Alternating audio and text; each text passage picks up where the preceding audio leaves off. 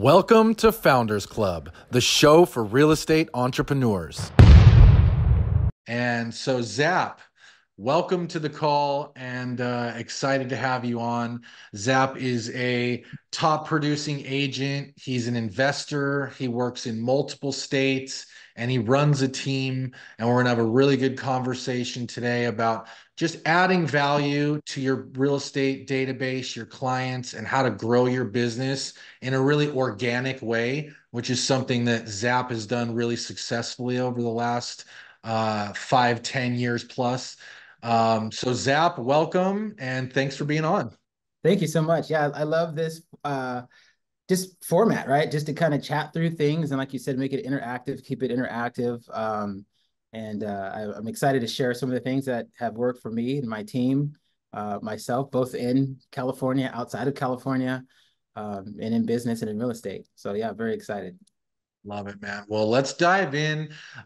Just give everybody a little bit of background of just maybe how you got into the real estate business to begin with. Okay. Yeah, awesome. And I think that is a great launch because when you talk about value, I meet a lot of realtors who are newer who say, "Hey, I just passed the test. I just got my license," and they can't offer much value. So I think I was a little bit fortunate because how I got introduced to real estate is at the time I was a police academy coordinator here in Southern California. So basically, I worked at a police academy supervising like the people who are teaching police officers. So I was like the principal of a school. Like if the police academy is a school, I'm the principal, and then the teachers are like training, first aid or firearms or driving or the law and stuff like that. I was a supervisor, but one of the people who joined the police academy, he was an investor. His name's Mike. Super nice guy, still an awesome guy, and met him. And he at the time owned a couple mobile home parks. He was flipping houses. He had his broker's license, and he was making about 50 to 150K per transaction. Like if he flipped a house, he would do that. So it was funny because I'm working for the government, right? And he's he's like super rich, and I'm like, man, that's crazy. And he just wanted to do something fun. Like he was almost bored, Right. like he just, well, let me do this police thing. It's gonna be fun. So I met him and I said, hey, I'm interested in what you got going. And here's the key. I said, how can I serve you? Like, what can I do to serve you? And he was like, no, thought about it. It's like, no one really asked me that question before. Mm. And the first thing he said was, well, I buy a lot of houses from the courtroom steps, which for those of you like, what do you mean courtroom steps? It's like basically auctions on court. And so he goes, my problem is, I sometimes we get these lists of houses that are coming available last minute, and I want to go check out the houses, but then I also need to be at the courtroom steps. So would you mind if I'm at the courtroom steps, like driving around, and I'm going to tell you what houses to go to, and you can like, knock on the door, see if there's a tenant there, if there's squatters there, take a look at the condition of the house, maybe take a couple pictures and text them to me. Mm.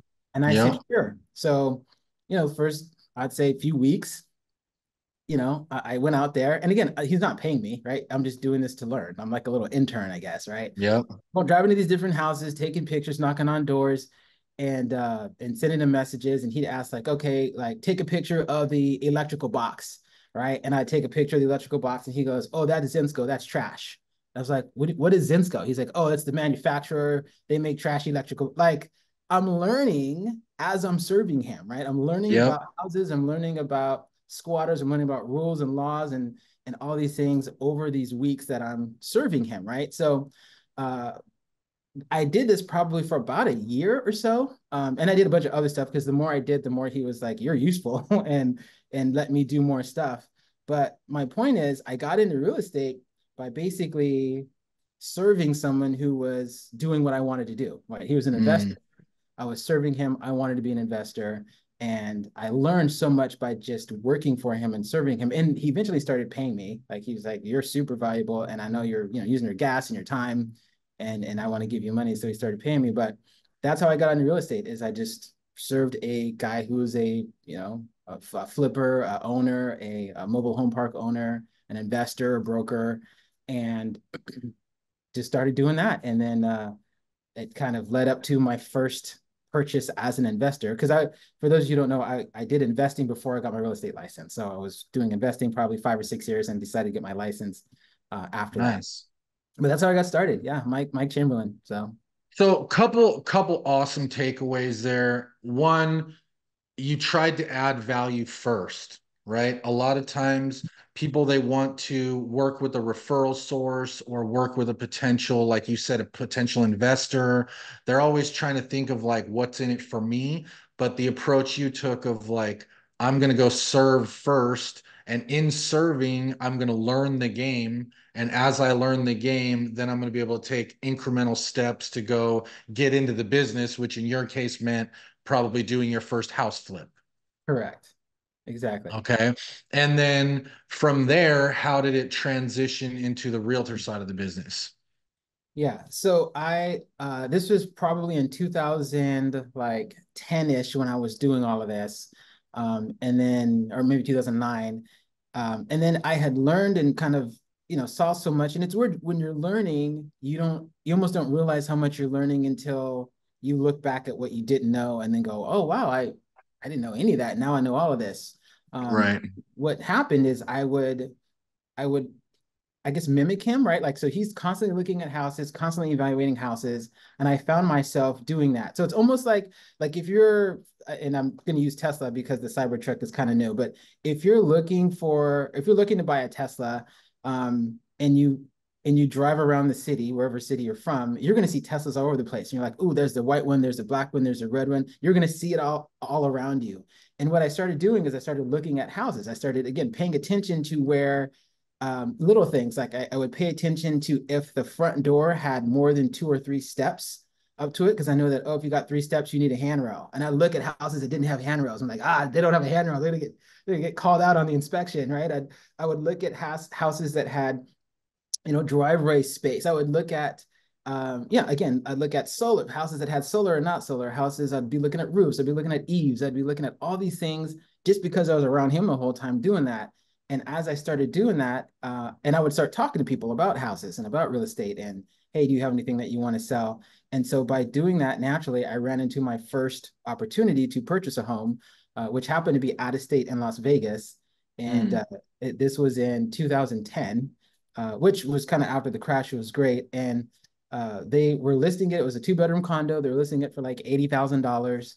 And after some negotiation, I was able to buy that for $42,000. Wow. so, so that was my first investment property, for $42,000 in Las Vegas. And I ended up selling that one, I want to say 4 or 5 years ago for like 200K or something. But after getting rents the whole time. Yeah, that's a That nice was, return right yeah, there. yeah, it's not bad, not bad. But yeah, but that's how it started. But my first little deal was there. And then it's weird when you do your first one, you're like, oh, this is doable, right? Like I Hmm. can do this, right? And so then I just keep looking and then talking to people and looking. And I found my second one, bought that one, found my third one, bought that one, fourth one, bought that one. I ended up meeting people who were investing all over the country, and I teamed up with a person who had one in Mississippi, so got one there. Ended up talking to a wholesaler who lives between here and Missouri, Kansas City area, so bought a duplex, triplex out in Independence. So it just started, and the more you do, the more comfortable you feel, and the more you learn, the more Yeah. comfortable you feel. And so again, Yeah, it, most definitely. it was it was getting out there and just doing it one at a time. And then, so were you acting on these deals as the buyer and the agent? You were just kind of representing yourself at the beginning? Yeah, good question. So I was actually all of these deals until 2017. I was only a buyer. I didn't even get my real estate license till about I want to say late 2016 or early 2017 is when I got licensed.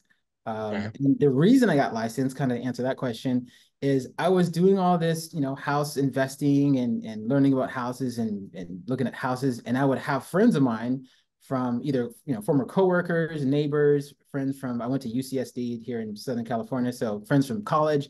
They would say, "Hey man, I'm buying a house. Can you help me buy my house?" And I'm like, "Well, I'm not a realtor. I'm not even licensed." Like they're like, "But I see you do house stuff all the time." I'm like, I see your stuff. I see you doing all this real estate. And I'm like, "Yeah, I don't have a license." And so enough people kind of just like man, you need to get your license because I know you're good. Like I want you to help me. I don't want, I don't want to click on somebody online I don't know. I want, you're my friend or I know you. And so I kind of got, I don't want to say pressured, but I got kind of like encouraged, like get your license so that you can help your friends and your family and your coworkers. And so that's the reason I got my license is to That's a very cool way to get in. yeah. And so you're getting asked by all these people. You obviously take the leap, you get your license. Talk to me about how you started building your business. Yeah, so when I got my license, it's kind of fun and embarrassing because I was so familiar with investment related transactions like cash purchases, 1031 exchanges, double closings, wholesales. I was very, very familiar with all of those things. And then, one of my first clients was in the military here in Southern California. And they said, "Oh, so can you tell me how this VA loan works?" And I'm like, VA what? Loan. I hadn't done a transaction, I hadn't maybe done like one or two transactions with a loan myself, because even I was trying to buy cash or just leverage with, hard money or whatever. And this whole loan concept of like an actual buyer who actually needs a loan. And that was all new to me. So I kind of Mhm. had to start kind of from scratch as a retail real estate agent, in 2018, learning about how regular people buy regular houses. And so, so I deep dived into classes. Like I took a lot of classes. I went to workshops and classes and try to learn and study. I would Mhm. ask, coworkers. I'd ask other people in the brokerage, hey, how do you do this, or can you walk me through this? And again, it's more of like how can I learn from you, but how can I help you? Like what? And a lot of it was kind of bartering. Like I would say, hey, can we hang out with an hour for an hour and I'll tell you how I bought my last out of state property and you can tell me how to work that FHA loan or how you do an open house or how you do these things Yeah. like very basic to I think most realtors. But for me, it was like, yeah, I hadn't hosted an open house, from the time my first purchase to the time I got my license because I just never had to or I never did that. So Mm. yeah, so just Yeah. a lot of learning and again asking to be a resource and again kind of a like I said bartering or trading, I teach. like, and it comes back to like adding value first, right? That's what I'm picking up on. Like you were adding value at the beginning to that original investor. Now you're adding value to people around you, trying to learn the real estate business. And then one thing I've noticed you doing over the years is you've really been able to grow your business in a really organic way. Like you don't spend a ton of money on advertising. You're not buying a ton of leads. You're not doing any of that. So let's talk about that. Like, how do you generate business? And then I want to kind of roll into the like unique selling propositions and things like that. Okay, great. Yeah. So as a newer agent, I actually took some notes here. As a newer agent, uh, even though I was familiar with real estate, I was still new to being an agent. And so one of the ways to, this is kind of for all new agents out there, is to be valuable. So, for example, when I first got started, I lived in the 92115 zip code in San Diego, which is kind of San Diego State area, college area. And so what I would do is on weekends, I try to go to as many as possible. I try to go to like 5 or 10 different open houses. And at the open houses, I would, meet whoever's hosting the open house. I would ask them a set series of questions I had, like, how did you get the listing? And if they were like, I'm not the listing agent, I'm just hosting. Oh, do you know how the listing agent got the listing? How did you hear about the open house? How did you come up with the value to list it? What activities and things are in the area that you would tell families that they should know about, whether it's schools or churches or hospitals or activity places, right? I'd ask these questions and I would do this process. Again, I try to go to 5 to 10 open houses a weekend and just learn from people as a new agent. And it helped me in a few ways. One is I got to meet a lot of agents, right? I just got to meet a Yeah. lot of realtors, and most realtors don't meet a lot of realtors, sitting in their living room on a computer just looking at houses. So I got to get out of the house and meet a lot of realtors. Two, I got to see a lot of houses. So what would happen is when I was hosting an open house, again as a newbie, and people would come in the house and say like, oh, this, kitchen's really nice. I could say, yeah, I've actually been in like 50 different kitchens in this zip code, and this one is one of the nicer ones. Or, oh yeah, Mm. and 50 different backyards, and it's this one's nice because this has a view. Most of the houses in this area don't have this view, right? I could kind of comment on nuanced things about different houses because I had been in so many houses. And that was something, and again, we'll get into the unique selling proposition, but that was something that made me stand out from other realtors because obviously Yeah. when people come to visit open houses, they talk to realtors, and most people who are buyers go to see a bunch of houses. And then when I would have conversations with them about things that were unique to the zip code or unique to this type of house, they would pick up on it like, oh, you sound like you know a lot about houses. Yeah. Immediately you look like the local expert. Correct. Correct. Yeah. So that was the first thing I did is just I went inside as many houses as I could, talked to as many people about those houses as I could. That was the first thing I did. I've Second thing I've I did, talked to I've talked to a lot of people and I've never heard anyone do that. Like I've never heard a realtor going around to all the open houses and just to learn. But it makes so much sense for all the reasons you just mentioned, right? You're learning your market, you're right. learning the little nuances, you're learning that, this neighborhood is different than this neighborhood in what ways, and so you're really kind of like learning your territory in a quick and efficient manner. Right. Yes. And that's something that now I tell people who call me and say, "Hey, Zap, I want to get my real estate license." I say, "Okay, here's what you can do while you're working on your classes. Go to as many open houses as possible and wherever you live, right? Or the surrounding zip codes where you live, because now you will absolutely stand out from everybody else. The minute you pass the test and get your license, no one else is going to have done that. Zero people, Mm. right, are going to have done that, Hmm. and you will. And just the confidence and knowledge that you have about the houses in your area are going to skyrocket, right? You're going to just learn so many things and terms, and again, talking to realtors and neighbors, they're going to say things like, oh yeah, Green Elementary is different than McKinsey Elementary because the principal grew up like you're just going to learn like nuanced things that really make you stand out. And so that's one huge thing. Mm. And kind of Yeah, on I a love that. similar note, I would go to home inspections, right? I think that's something that is good because that helps you learn about what's behind the walls and systems and HVAC and plumbing and paint structure and termites and radon and vermin, rats. Like you learn all these terms that you just don't learn in high school or college that home inspectors are using. And so I would just ask people like, hey, I know you're an escrow. Do you mind if I swing by and chat with the home inspector, or can I go to the home inspection that you have? And I would try to go to those. And again, I would just keep learning more and more. And so that was Yeah, something that really helped I me. love that. It's a great little crash course. Yes, absolutely. Any thoughts on that before we start kind of talking about how you leveled up from there? Um, Yeah, I think the thought is I mean, this is kind of for more for new people. There's also stuff you can do as a seasoned agent, but if you're newer or you're not doing these things, like all they can do is help you. So I think kind of the big point one is just think about who you can be around that you want to learn from and serve them. And then the second thing is, there's a multitude of things you could be doing instead of just kind of sitting around. Like get out of the house and go see houses, go talk to people, meet people. Now when I do that, I door knock. So I might visit an open house as an agent now. Visit an open house, still talk to the agent, still do those things that I did when I was new, but I'll also door knock and say, hey, I was just at your neighbor's open house here. Looks like their home's for sale. What do you think about the neighborhood? And chit chat. And if they're like, don't talk to me, I don't want to talk to you. Cool, no problem. Just asking, just visiting. But most people are relatively friendly.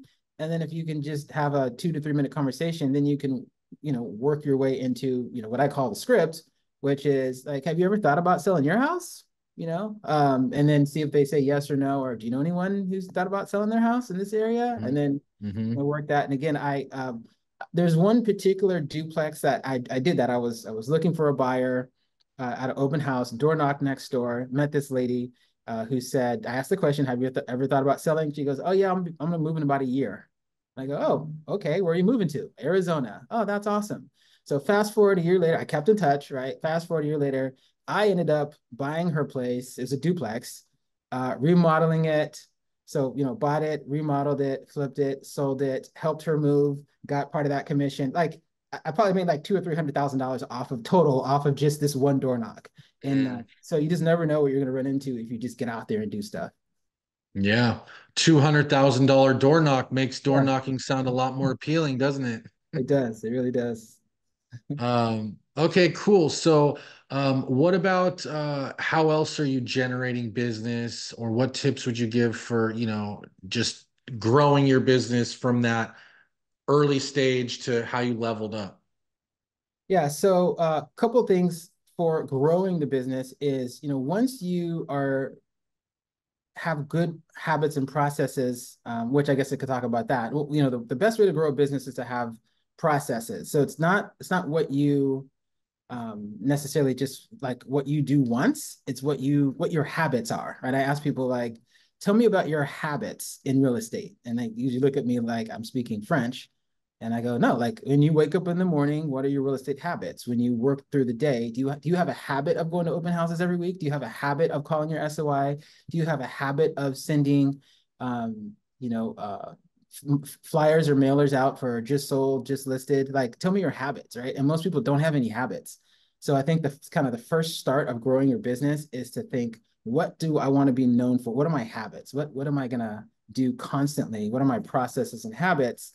And that usually solves 70% of all realtors lead generation problems or business growing problems is getting the processes in. I was just eating Rick Preciado. He owns the Chick-fil-A in La Mesa, and we're friends, good friends. And when I chat with him and I think about he has mostly 17 to 20-year-olds working that Chick-fil-A off of Fletcher Parkway in La Mesa, and it's not because 17, 18-year-olds are like good at running businesses, but because he has so many processes lined up at that Chick-fil-A that it makes it simple for a teenager to be the cashier or to cook the Mm, chicken or to, mm, open it up or close it or count the money. Like these are teenagers, right? These are young people doing that. And so, but he has so much process baked into what he's doing, for the business, it works good. So I think a lot of realtors kind of their first miss is they're winging it. They're like, well, mm. like, what's happening today? I don't know. I don't know what I'm doing today. Like, they have no process. So I think that's for me to grow my business. It was step one was to have a process. And Okay, also, so yeah, go so ahead. let's talk about that a little deeper. So I like that. What are your real estate habits? So let's start thinking about that. And guys, if you have any questions, drop them in the chat. We're going to start getting into the nitty gritty here. But Zap, talk to us about maybe your habits or your team's habits or things like that. Yeah. So one of the things that I got from Sam when I first joined Big Block was a habit of going to training. Right. So at the time, Sam was doing the Tuesday, Thursdays here at Big Block in the office.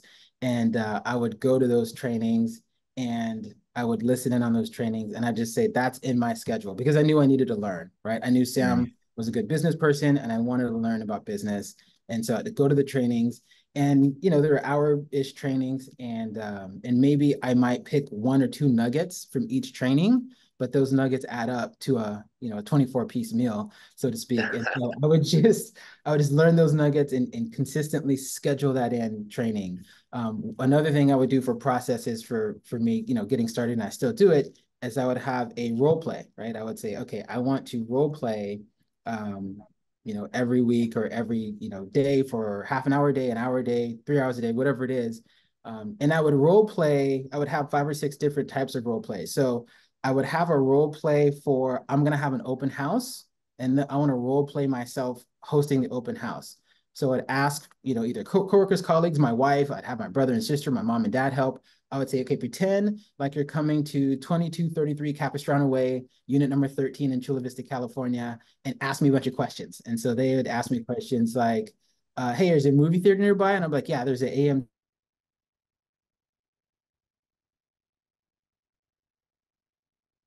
freeways here. Like, is that a toll road? How do you how do you pay for that? And then have to, oh shoot, I don't know. And then have to go research it, right? So I would just have these role plays happening depending on what I was doing. So open house would be a role play. I would role play if I was going to go door knocking. I go, okay, let me role play the door knocking. I'd have people pretend to be nice and mean and ask me questions. I would role play if I had a listing appointment. I'd say, okay, let's role play that listing appointment. So I just have a list of role plays that I was weaving in and out of. And obviously, the tendency is to role play the things you're good at. You should really be role playing the things that you're not good at.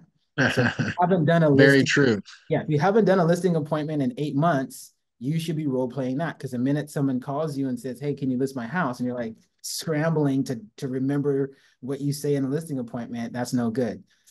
So really role play what you're not good at, but consistently role play what you're good at. So that was one thing I think that helped my business grow, helped my processes as well. And then kind of on that same note, I really try to, and I kind of bake it in my schedule, to attend a weekly, at least an hour informational thing. So it could be collective coaching, it could be NAR, CAR, SDAR, CRMLS seminar.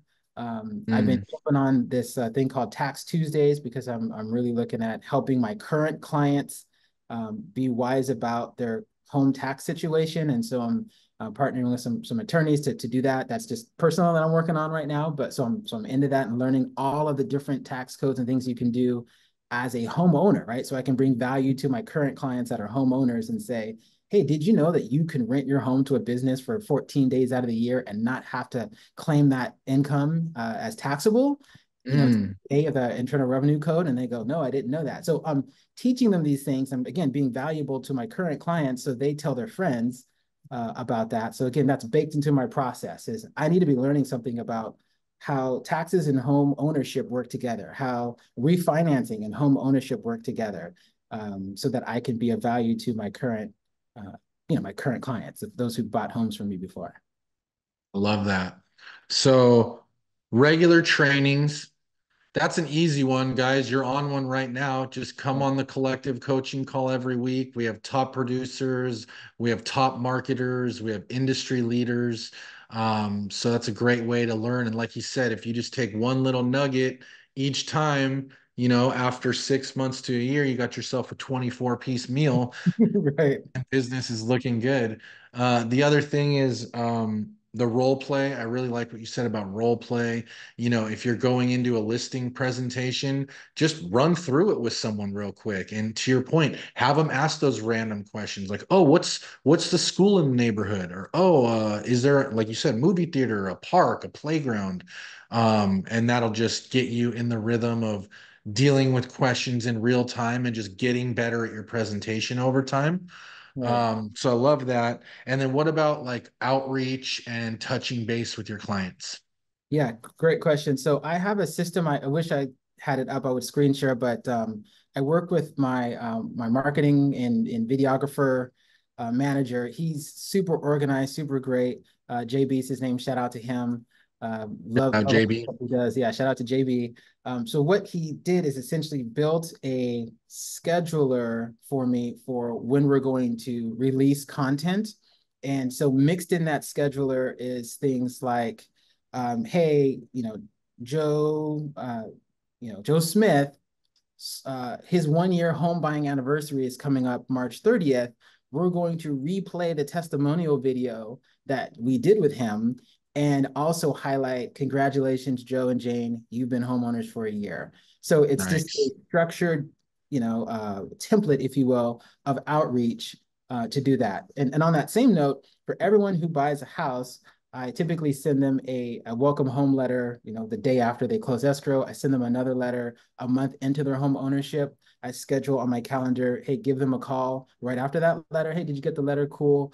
How's it going your first month of home ownership? And usually they're surprised, like, man, it's been a month already? That's crazy. It's so fast. And then again, if it's appropriate, I'll weave in there like, that's awesome. Anybody else, thinking about moving? And I'll talk about things like, oh, we got our buyer workshop coming up, because I do have a buyer workshop next week. So when I make this call, I'm going to mention, hey, I got a buyer workshop next week, just in case, you moving brought up conversation with someone else who's thinking about moving. And, sometimes it'll click. They'll go, oh yeah, my cousin was thinking about moving, but he's in Idaho though. And I'm like, okay, let's chat. I help people in Mhm. Idaho. And so that's nice too, to kind of weave in these checkpoints, if you will, of clients. Because I think the big thing that most people do is they'll meet someone, whether it's at an open house or a friend or family or referral. They'll help them through a transaction. They'll help them buy a house. They'll close escrow. They'll shake their hand, give them the key, maybe give them a gift, and they'll like on to the next one, right? I tell my team we start our process at the close of escrow. Mm, Escrow is just like the war that's stretching before the soccer game, right? The game is between the close of escrow and 30 years from now, because that one client, if you treat them well, if you keep in touch with them, again, we do a month check-in, we do a 6-month check-in, we do a 1-year check-in. I do a 2-year check-in because that's when they can sell their house without capital gains if they've lived there. And I tell them that, right? I just checked in with one recent client, again, just to check in. And it turns out he's like, hey, I just got engaged. I know it's random. And I know I just bought a house 7 months ago, but we're gonna be moving to Pennsylvania.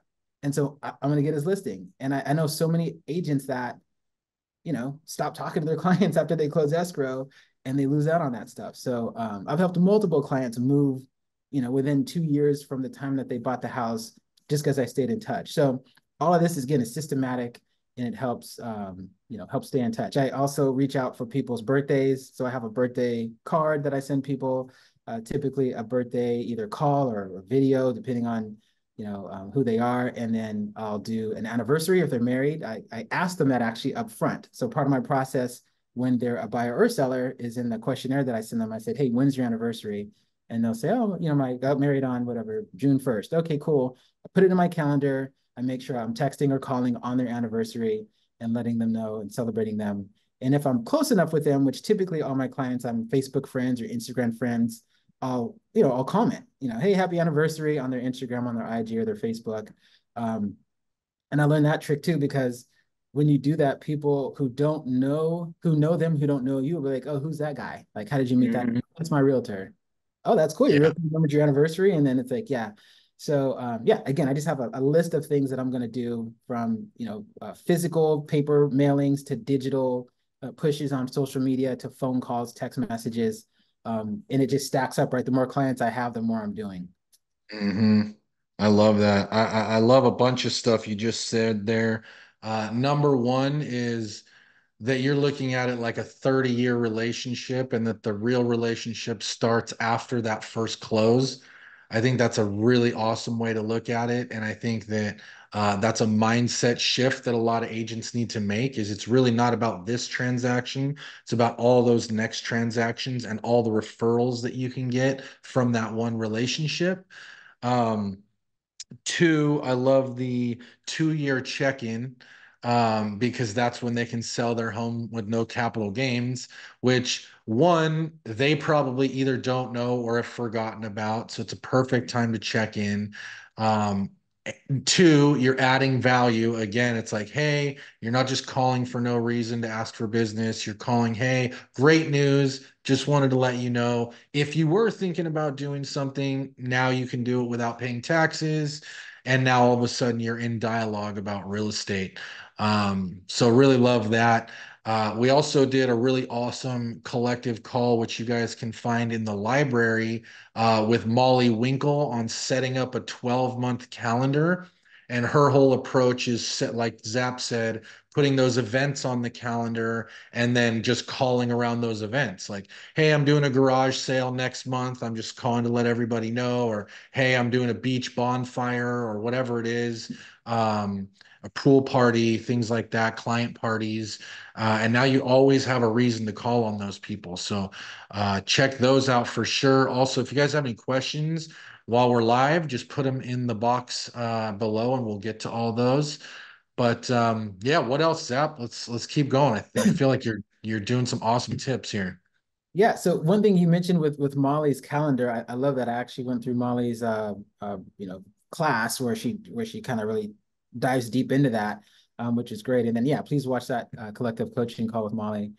She's great. One thing I'll do with people, as far as, and this is great, you can do this as a new agent too, is if you have a listing, or if you even don't have a listing and you're just hosting the open house, you can call your SOI. So let's say you're a new agent, you don't have any past clients, and let's say you're doing an open house in Mira Mesa, California, in San Diego.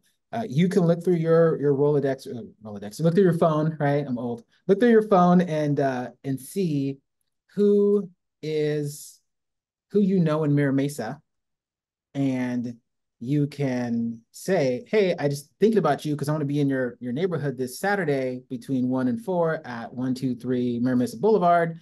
hosting an open house. So just thought about you. Feel free to swing by and say hi if you want, whatever it is.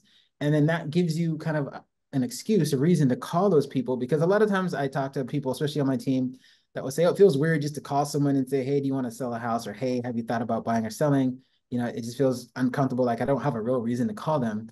And so if you are hosting open houses, that's a reason to call people that you know, or text, or even message DM to say, hey,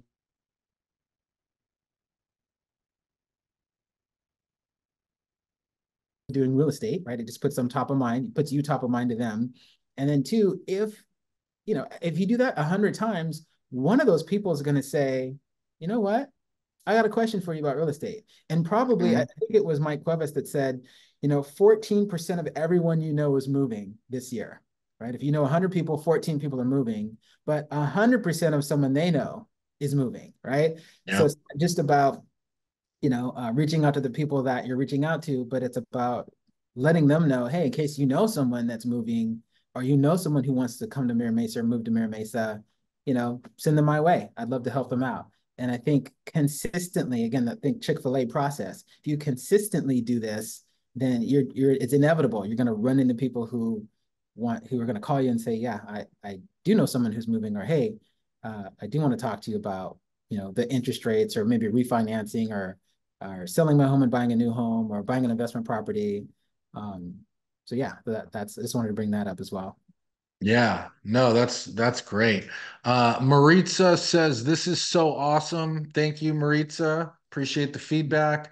Anyone else has props to give? Go ahead and drop them in the chat or questions. We'll take those live. One thing I'd also like you to share, Zap, is that I know you do something really cool for your clients and people in your sphere for their birthdays.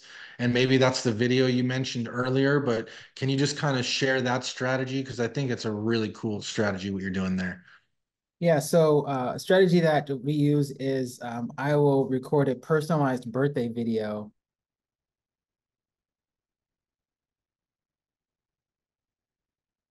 Is I in that video, I just film myself. And again, if you're new, you can just grab your phone and record yourself. Or I have a little bit fancier. I have a videographer, JB. He helps me record and we do it. But again, you don't need a lot of money or a lot of time. You can simply record a video and say, hey Oliver, what's going on at Zap? I know it's your birthday today. Want to wish you a happy birthday. Hope you and the wife and the kids are great. Hopefully you get to surf today. Maybe get a little surf action in. Have an awesome birthday, right? And then I send that video, message that video to the person, and then let's say that the birthday's today, March 19th. On March 30th, or the end of the month, I'd send another follow-up video that says like, "Hey Oliver, how's it going at Zap? Hope you had a great birthday month, man. I can't believe the month's already over. Hey, just a quick question for you, or just a quick ask. As you know, I'm in real estate. If you know anyone that's thinking about buying or selling a house, I'd love to help them out.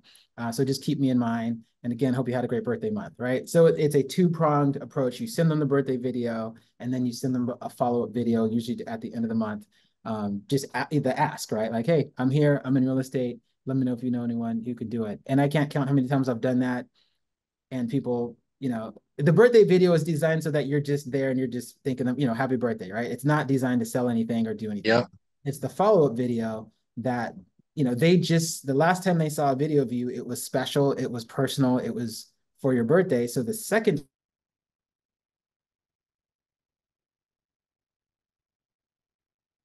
at it again, they'll message and let you know. I remember watching in my master's program, watching this case study where they talked about waiters or waitresses that give some kind of gift right before they give the check. So Mm. a certain person do everything, and then they'll be like, "Oh, here's some mints," or "Oh, here's a coupon for $5 off next time you come back," or whatever it is. And then they said when they do that versus when they don't do that, the tip is like double because Mm. you're giving them something right before you're asking for something. So it's just kind of a psychological thing where you're giving them props on their birthday, you're giving them attention, you're thanking them, and then again you just come back a couple weeks later and ask for something, and they're way more generous about giving you what you're asking for. Love that. Yeah, what an awesome strategy. Hopefully everyone wrote that down. If you guys have any questions on exactly how Zap is doing that, or anything specific, let us know in the chat. But what a great strategy, man. That's very cool. And something that like I can pretty much guarantee you that nobody else is doing, right? Your competition isn't doing that. So it's those little things that you can do to set yourself apart, to stand out, to make people feel special.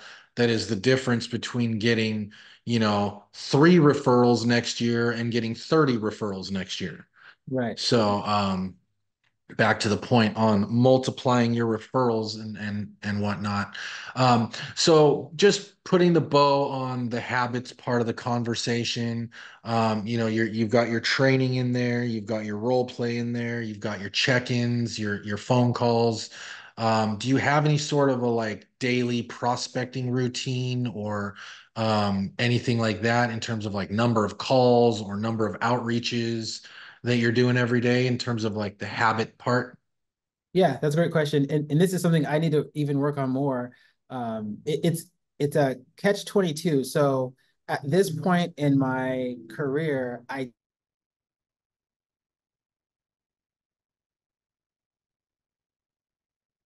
that I can be, I hate to use this word so much, but I can be a little lazy about my outbound prospecting Mm, because my inbound is pretty consistent right. with prospecting. But again, this is one of those like do as I say, not as I do type of things because I would say, yeah, as far as the schedule goes, I like to start my day like early in the day, kind of 7 a.m. ish to 9 a.m. That is to me where I usually practice my role play and do my research and reading and studying about what's happening in the market, what's happening around my listings, around where my buyers are looking, because you typically get the least amount of phone calls or emails or distractions between 7 and 9, 9 to 10 a.m. So that's when I like to do that part of the day as far as structuring the day. And then between 9 to noon, it really, if you don't have business, you really should be prospecting. So if you have no listings active, you have no buyers that you're actively working to show them a house during that time, you really should be prospecting to meet, to meet new buyers, to meet potential new sellers during that time. And again, I talked about SOI. That's really what I'm big on is my own sphere of influence, my own past clients, my own people that I know. But prospecting can come in the form of visiting a business or businesses again in the zip code that you live in and just say, hey, I'm visiting businesses. I'm a real estate agent. I just want to get to know business owners. What kind of business do you do? And that can be prospecting because again, the business owner, you might talk to 50 of them and they go, that's nice. Thanks for coming by. But you might Hmm. learn something or you might take the discussion you had and then leverage that in a open house in that same area. Oh yeah, I Hmm. was talking to John. He owns a tire shop, blah, blah, blah. And now you look again like a community expert.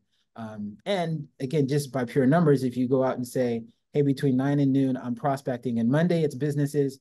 Tuesday, it's past clients. Wednesday, it's people who I've met at open houses that I want to follow up with.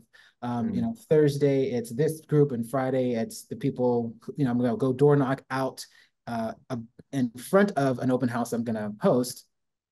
That could be your schedule 9 to noon or 9 to 1 daily. You should be prospecting.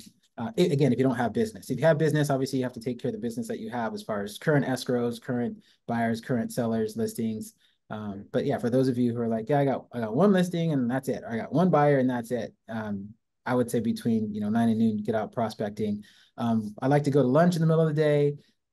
And the best lunch is to grab someone that, if you can afford it, go to lunch with someone who you want to talk to, right? Say like, hey, Oliver, can I take you out to lunch and talk about, let's say I want to be a podcaster. Again, here comes the serving. Hey, can I jump in your schedule and take you to, what's your favorite taco shop? What's your favorite fish taco place, whatever. And then I go, can I take you there? And then I get to have that conversation with you at lunch. So again, for new agents, if you can do it, grab lunch with someone who you want to learn from or who you want to prospect, right? So that could Hmm. be the attorney, that could be the CPA, that could be a contractor, right? That could be an investor that you're trying to prospect because you want to earn their business and Yep. list flips, right? Yep.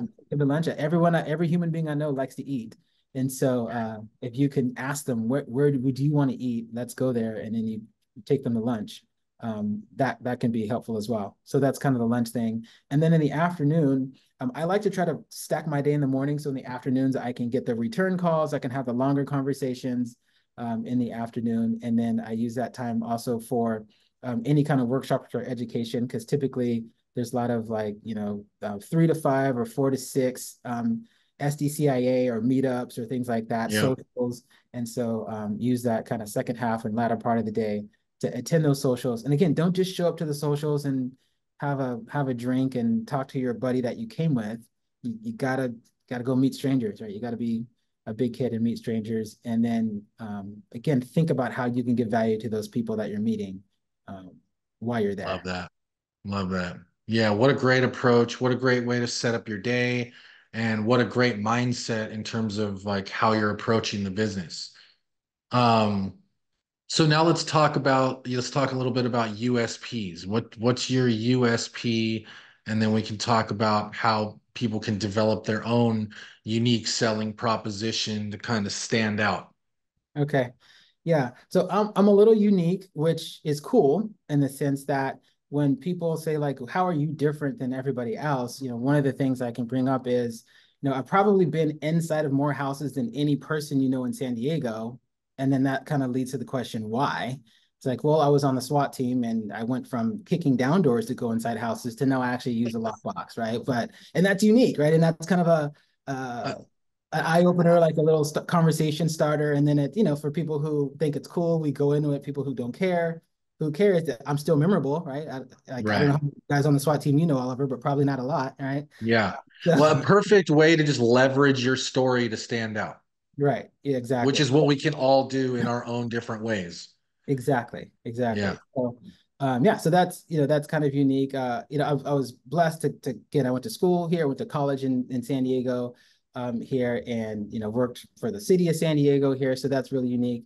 I before that, I worked for the FBI, so I was a hostage negotiator. I lived in Washington D.C., worked for the FBI there. So these are all unique things that I can weave into the conversation that will make me stand out.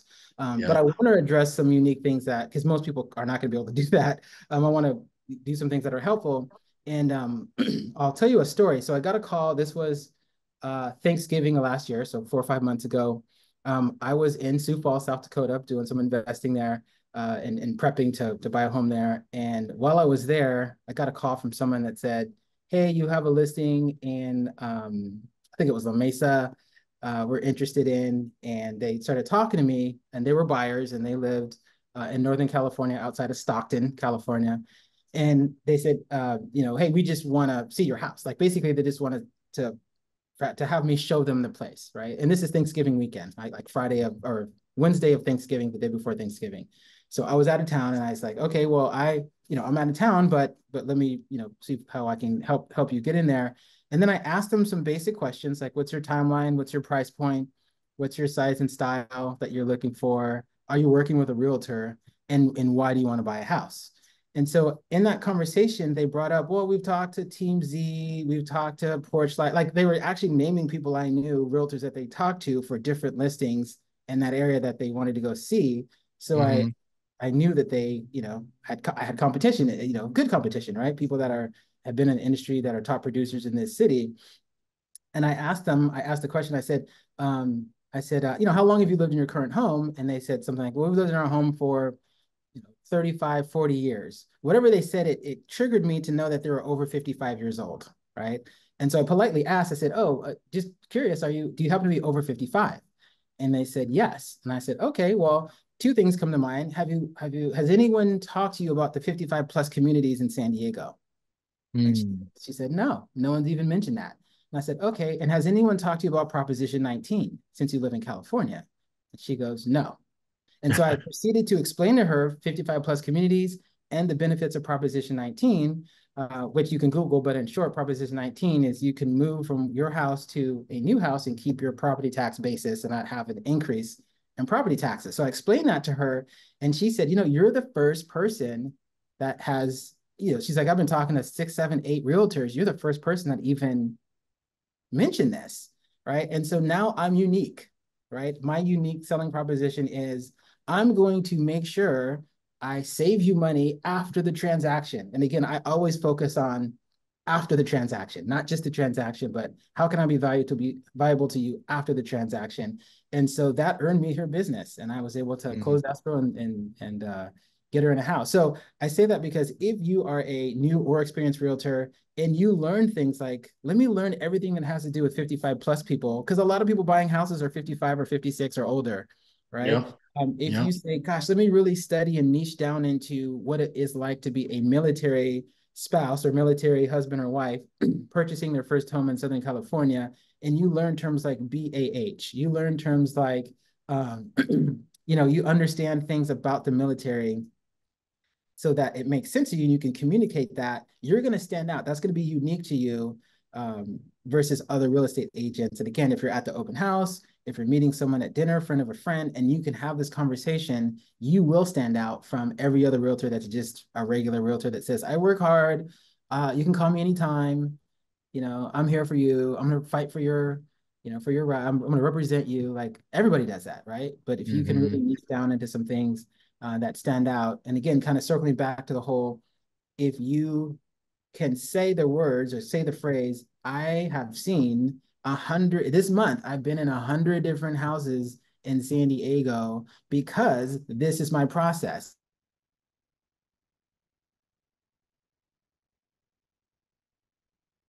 On top of it. And before you make a decision to hire a realtor, ask them that. Say, how many houses have you been into this month? And what's going to be Hmm. great is they're going to go, no other realtor's done that except you, right? And now you're unique, even though you could Yeah. be brand new. And you can say, yeah, ask every realtor that you talk to, how many houses have you been inside this month? And see if they say anything less than 100. If it's less than 100, then it's less than what I've done. And then you can stand out like that. So these are things you Yeah. can really stand out whether you're new or not. And what an easy thing to do, right? Just go, you're already out in the field, you're already doing things, you're already should be previewing properties in your market. So just, leveraging those different activities to stand out is an easy way for, to be unique. So I love that. What a great and simple way to show up as the local expert. And you can do the same thing with businesses. You just door knock the businesses on Main Street in whatever city you're in and just start getting to know the business owners, maybe offer to shoot a video about their business and do it on social media. There's just lots of different ways that you can go about doing that. And then any sort of like random expertise, right? Maybe you're into feng shui and you can offer a feng shui consultant see after they move in, or to your point earlier about taxes, there's different things that you can do. I know like our title rep here, Ryan Lipsey, he offers a yearly pack that you can take to everyone that you've sold a home to that shows their tax basis, any reassessments, and you can look at that to find little opportunities on, oh, maybe I can save them money if they just make these few adjustments, things like that, just different things to be different, to stand out. It is a great way. And as the market continues to shift, it's going to be more mandatory being able to stand out and show your value and things like that. um Exactly. And can I jump in and give you props that you reminded me when you talked about them going to businesses and making a video. One of the unique selling propositions that I've dug into to really stand out is working with nonprofit organizations. And luckily, my wife has a nonprofit, so it's kind of cool. I can see how it works, from the internals. But I've learned about nonprofits and learned about how the board works and how voting works and how decisions are made, and have been able to help a handful of nonprofits purchase and sell and even do leases for commercial property here in San Diego. But I want to give you props, Oliver, because how a lot of that started is, I took a training with you and you said, hey, you can make a video, put it on YouTube, mention the business's name and basically like give props and help the business grow their business. So I actually did that with a nonprofit here in San Diego, made that video. Again, they share it, right? Because it's about them. yep. And I'm in it. And so people are asking, who's that guy? And I'm like, oh, that's our realtor, right? And then I've gotten business from that nonprofit. And in that nonprofit's, I think I've helped them buy 2 or 3 different houses and help referrals that they've given me by another 4 or 5 different houses. So simply that one video, that one YouTube video by helping that nonprofit make a video and then pushing it and using keywords in YouTube so that they get more views, that has just turned into more business as well. So thank you. I just want Love that. to give you props. Love that. No, I'm glad to hear that's working and the cool thing about videos like that is they never stop working, right? Yeah, Like keep there's working for you. there's probably not a lot of videos on the internet about that particular charity. And so anyone that searches that particular charity is most likely going to find your video. And then like Zap said, now you're inexplicably linked to that charity. And it's a great way for more referrals.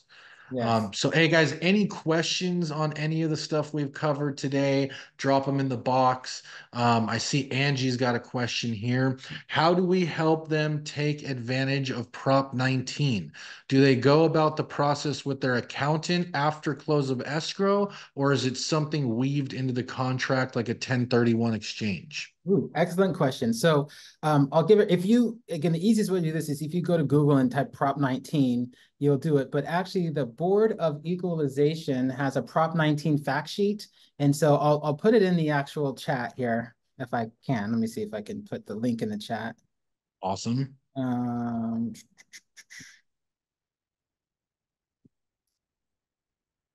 where is the And while he's doing that, if anybody has any thoughts about, new habits that you guys are going to implement into your business, new things that you're going to try, new different approaches to your USP, or if you just want to share any type of USPs that you guys have right now that are working, we'd love to hear that. So keep that stuff in the chat for us.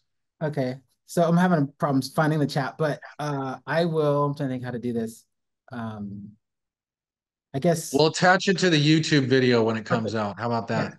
Yeah, but the Board of Equalization is who you're gonna be dealing with, and they have an actual like step-by-step how to handle the Prop 19. But in short, the actual buyer needs to reach out to the Board of Equalization with some information, but you just need to help your buyer have the, basically the title or closing information from the house that they're selling in one part of California, the, title and closing information, settlement statements for the house that they're buying, and wherever they're moving to in California. Make sure they have both of those documents, and then the buyer slash seller will send those documents to the Board of Equalization, and that way they can make sure that their taxes in the house, the new house that they bought, aren't increased. Basically, they'll get either like reimbursed or they'll adjust it so that it's the same tax basis. But Board of Equalization Amazing.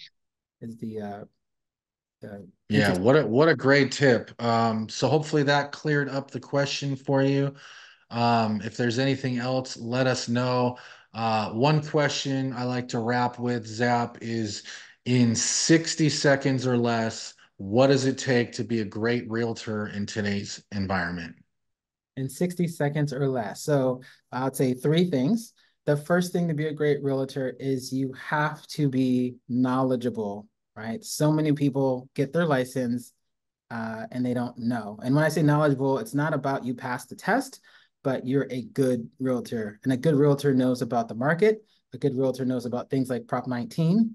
A good realtor has knowledge of the law, right? So educate yourself constantly on what things a realtor should know. The second thing is good relationships. So knowledge number one, relationships number two.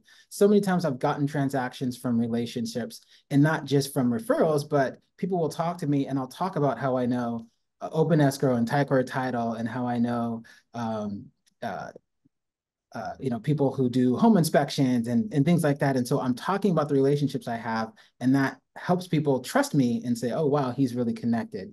Mm, And then the third thing I say is, you got to let people know what you're doing, right? You got to make sure that you're out on social media, you're talking about what you're doing, you're demonstrating what you're doing, not in a show off way, but in a celebratory way, right? It's so nice mhm. to celebrate your clients closing an escrow, to celebrate someone you helped buy a property out of state, to celebrate a relationship with another realtor that you worked with to help close an escrow that maybe was difficult. So definitely you have to have knowledge, you have to have relationships, and you have to be out there letting people know what you're doing.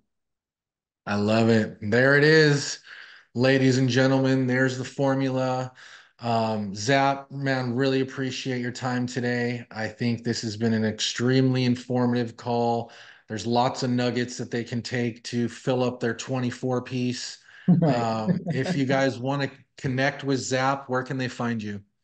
Let's eat. Yeah, I think the best place, the best place to connect with me is going to be probably on Instagram at Zap Disco. I used to be a DJ and DJ disco music back in the day. So at Zap Disco, that's where that came from. Nice. ZAPDISCO. But you can also jump on for real estate related things. MartinGroupSD.com.